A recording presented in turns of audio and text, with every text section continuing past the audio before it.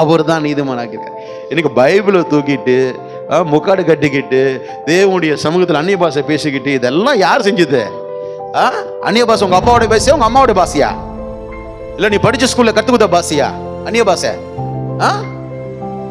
அதான் எவர்களை முன்குறித்தனோ அவர்களை அழைத்து இருக்கிறேன், எவர்களை அழைத்தேனோ அவர்களை நீதிமானாக்கி இருக்கிறேன், எவர்களை நீதிமானாக்கினோ அவர்களை மகிமைப்படுத்தி இருக்கிறேன். ரட்சிக்கப்பட்டிருக்கிற அப்படி சொன்னா, நம்மளா ரட்சிக்கப்பட்டிருக்கோம்னு சொன்னா, வாட் இஸ் அவர் ஒர்க்?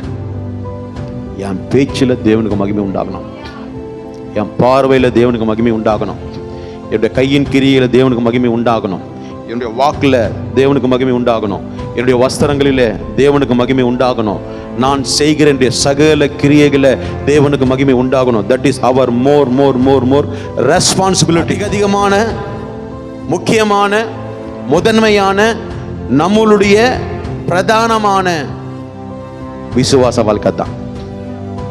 நான் ரட்சிக்கப்படாதவர்களை ரட்சிப்புக்கு ஏதுவான கிரியைகளை நான் கட்டணுமே தவிர இடர்கள் உண்டாகக்கூடாது.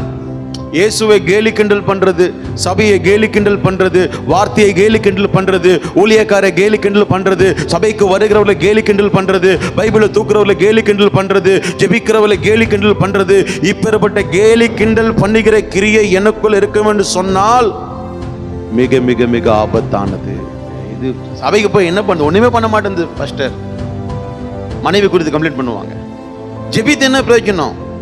ஒழுக்கம் இல்லையே. பைபிள் தூக்கி என்ன பிரயோஜனம்? ஒழுக்கம் இல்லையே. சர்ச்சுக்கு வந்து என்ன பிரயோஜனம்? வீடு குப்பமா இருக்குது, எப்ப பார்த்தாலும் போன்ல இருக்குது, எப்ப பார்த்தாலும் சண்டை போட்டுக்கிட்டு, எப்ப பார்த்தாலும் குறை சொல்லிக்கிட்டு, எப்ப பார்த்தாலும் எங்க அம்மா அப்பாவை குறை சொல்லிக்கிட்டு, இல்ல எங்களுடைய அண்ணன் தம்பியை குறை சொல்லிக்கிட்டு, சர்ச்சுக்கு போய் என்ன பிரயோஜனம்? இப்படி நிறைய பேர் சொல்லிக்கிறாங்க என்கிட்ட. சர்ச்சில் ஒரு வேஷம், வீட்டில் ஒரு வேஷம், வேலை ஸ்தலங்களில் ஒரு வேஷம், 4 செவத்துக்குள்ள ஒரு வேஷம், ஆள் இல்லைன்னா ஒரு வேஷம், ஆளுக்கு ஏற்ற மாதிரி ஒரு வேஷம். இங்க சொல்ல வேண்டியது இங்க சொல்றது, அங்க சொல்ல வேண்டியது அங்க சொல்றது, இங்க சொல்ல வேண்டியது இங்க சொல்றது, இப்படி ஒரு வேஷம், இப்படி ஒரு வேஷம்.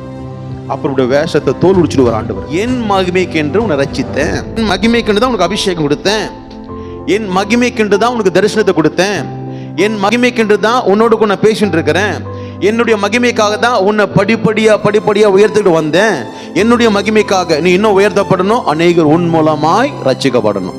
நம்ம என்ன பண்ணணும்?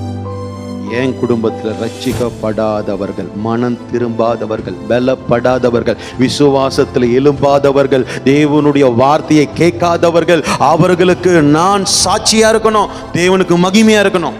This is our more responsibility, prime responsibility.